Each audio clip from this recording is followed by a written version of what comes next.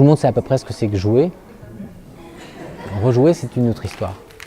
Même si on prend le temps de dire le mot, qu'est-ce qui se rejoue dans rejouer?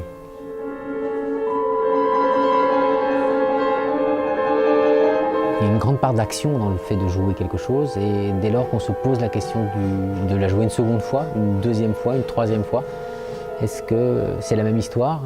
Est-ce que la première histoire continue à vivre autrement? Est-ce qu'il y a une très grande différence entre ce qu'on a fait et ce qu'on vient de refaire?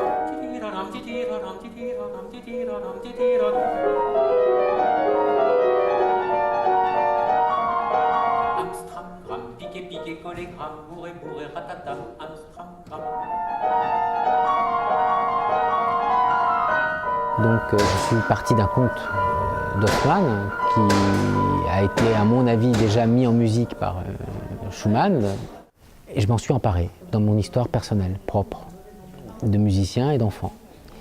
Et j'en ai fait une autre histoire. Donc je l'ai rejoué à ma manière, comme on rejoue une pièce de théâtre. Il s'arrête.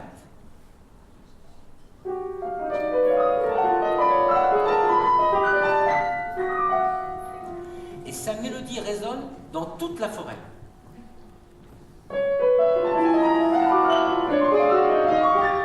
Et, vous me croirez ou pas, le soleil disparaît derrière l'horizon. Je me sens porteur d'une histoire, et pour ça j'utilise uniquement un piano, un accordéon, et mes mains, et ma voix. Et j'utilise le maximum de ça, et j'ai le public en face de moi, vraiment comme si j'étais chez moi.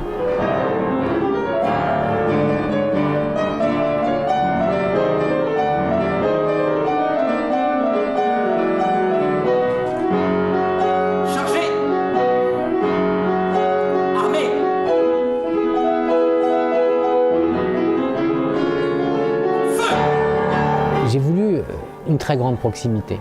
C'est-à-dire que j'ai voulu que les gens rentrent à l'intérieur des mots, des sons, de la tête de quelqu'un qui raconte et d'un imaginaire. J'ai voulu raccourcir la distance.